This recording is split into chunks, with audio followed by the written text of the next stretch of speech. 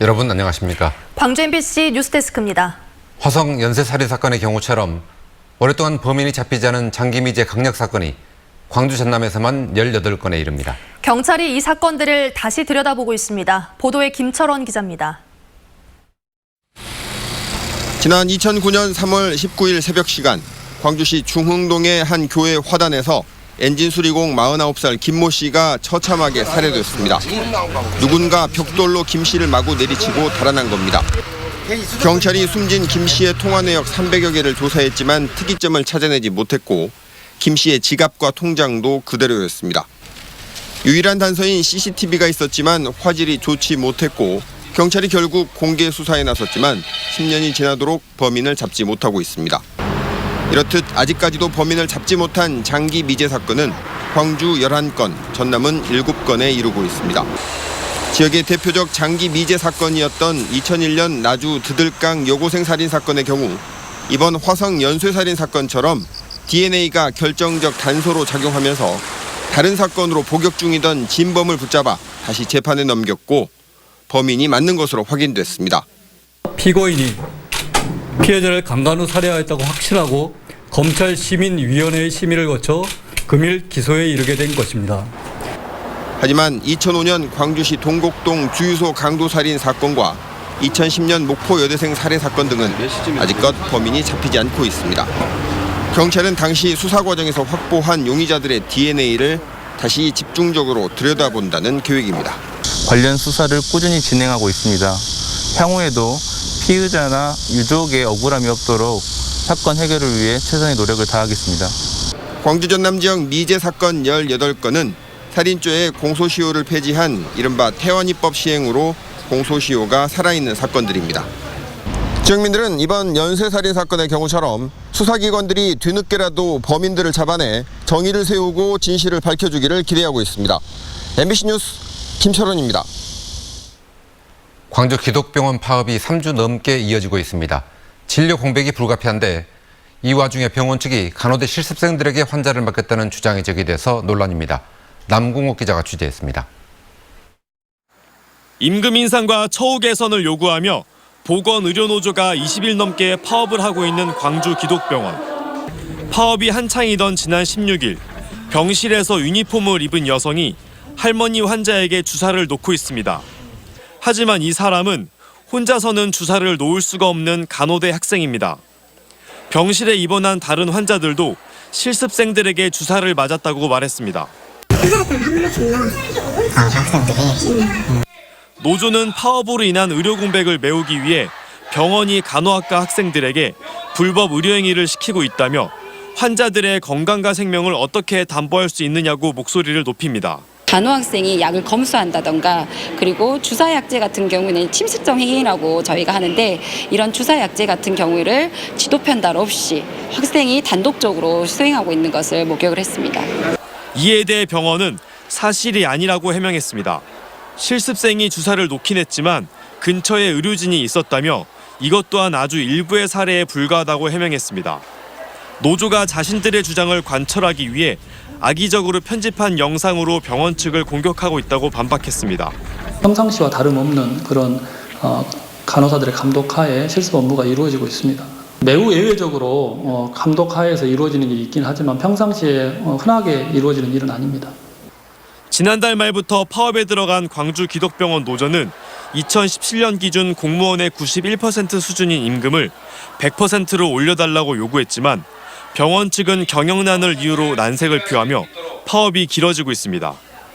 노조 측이 의료법 위반 등으로 병원 측을 고발할 방침인 가운데 양보 없는 노사 갈등은 더 커질 것으로 보입니다.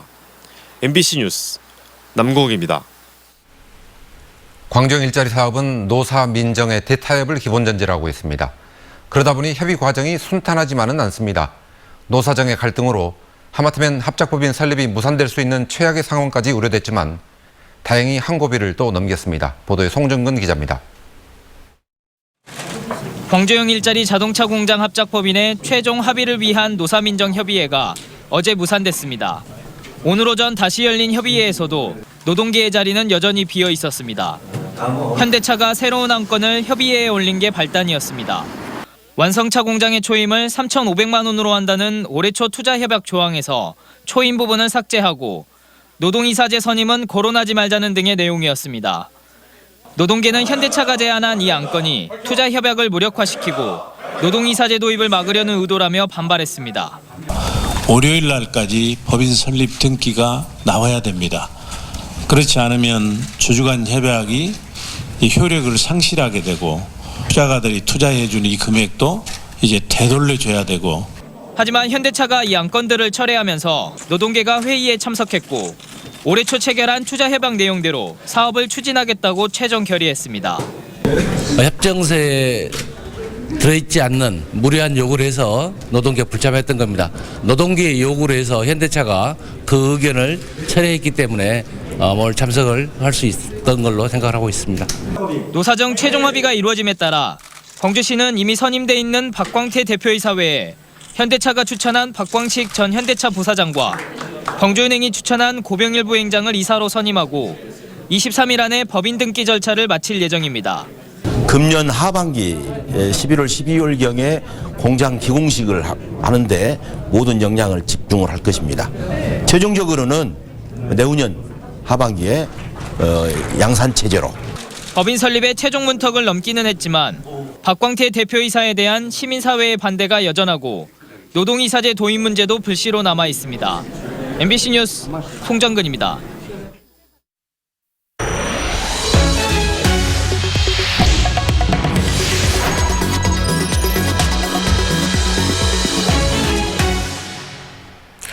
영화 살인의 추억을 보면 경찰이 애먼 사람을 두들겨 패는 장면이 나옵니다. 요즘은 이런 일이 줄어든 반면 경찰관들이 맞는 경우가 적지 않습니다.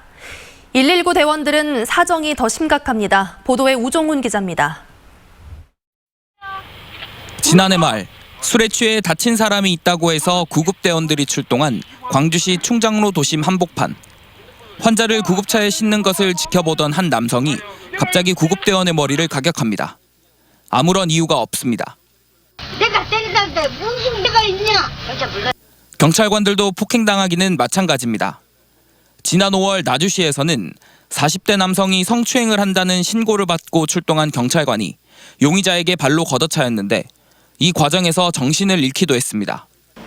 이처럼 사고 현장에 출동한 경찰관과 소방관들이 폭행당하는 경우가 좀처럼 줄지 않고 있습니다. 구급대원을 비롯한 소방공무원들을 폭행한 경우는 지난 5년 동안 광주 전남에서 43건, 경찰 공무원들은 같은 기간 462건의 부상을 입었는데 범인으로부터 습격을 당한 것은 109건에 이르렀습니다. 위축도 많이 되는 기분도 들고, 그래도 이게 저희가 어떻게 대응을 하기가 어려운 상태라서. 신고를 받고 출동한 구급대원이 폭행당하는 사건은 해마다 끊이지 않고 있습니다. 이 중 대부분의 경우는 모두 술에 취한 사람에게서 범행이 저질러졌습니다. 이와 같은 폭행이 끊이지 않는 것은 술에 관대한 우리 사회의 문화와 처벌이 약한 탓입니다. 소방공무원을 폭행하더라도 대부분 벌금형에 그치면서 경각심을 주지 못하고 있습니다.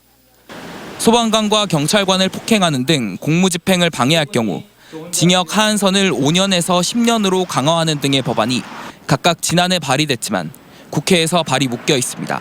아무래도 경각심을 좀 깨워주기 위해서는 좀 처벌이 강화가 되어야지 좀 줄어들 것으로 생각됩니다.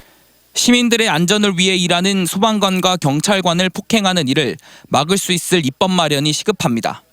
MBC 뉴스 우종훈입니다.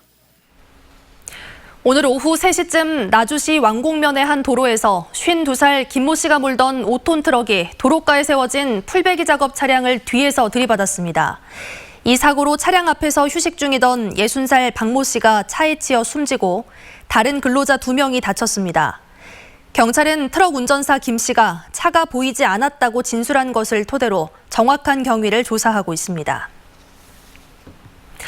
오늘 오후 2시 52분쯤 해남군 북일면 왕복 2차선 다리에서 37살 박모 씨가 몰던 2.5톤 화로차가 마주오던 1톤 트럭과 충돌한 뒤 가드레일을 넘어 3m 아래 하천으로 추락했습니다.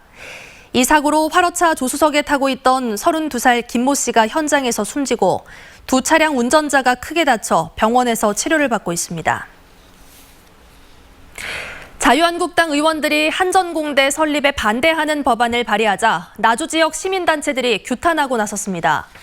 시민단체들은 자유한국당 곽대훈 의원이 대표 발의한 법안은 한전공대 설립을 막고 전형적인 지역 감정을 조장해 정치적 이속을 챙기는 행위라고 주장했습니다. 또 한전공대는 호남만의 대학이 아니라 에너지 산업을 세계적인 수준으로 끌어올리기 위한 국가 사업이라고 덧붙였습니다. 최근 2년 동안 항공과 항만을 통해 해외에서 반입된 축산물의 5%에서 아프리카 돼지열병 바이러스 유전자가 검출됐습니다. 무소속 손금주 의원이 농식품부에서 제출받아 분석한 자료에 따르면 지난 6월 말 기준으로 최근 2년 동안 해외에서 반입된 축산물 318건 가운데 17건에서 ASF 바이러스 유전자 양성 반응이 나타났습니다. 양성 반응이 나온 축산물은 모두 중국에서 들여온 불법 휴대 축산물이었고 올해만 13건이 검출됐습니다. 아프리카 돼지열병 확산 방지를 위해 광주시 교육청이 21일로 예정됐던 통일열차 운행을 연기하기로 했습니다. 광주시 교육청은 6.15 남측본부 등과 함께 오는 21일 광주역에서 기차를 타고 도라산역까지 다녀오는 통일열차 프로그램을 진행할 예정이었지만 열차 도착지인 파주에서 ASF가 발생함에 따라 행사를 연기했다고 밝혔습니다. 건설노조 조합원이 외국인 불법 고용 근절 등을 요구하며 타워 크레인을 점거한 채 고공농성에 들어갔습니다. 민주노총에 따르면 오늘 새벽 5시 30분쯤 광주시 북구 임동의 한 건설 현장에서 건설노조 광주전남지부 소속의 39살 이모 씨가 타워 크레인 점거 농성에 들어갔습니다. 건설노조는 외국인 불법 고용 때문에 지역의 노동자들이 생존권을 위협받고 있다며 개선을 요구하고 있습니다. 광주지검은 올해 3월에 치러진 제2회 전국 동시조합장 선거와 관련해 모두 238명을 입건하고 이 가운데 148명을 기소했다고 밝혔습니다. 기소된 사람들 중에는 당선자도 21명이 포함됐습니다. 지난 2015년 1회 선거에 비해 입건자는 13% 증가했고 구속자는 20% 감소했다고 검찰은 덧붙였습니다.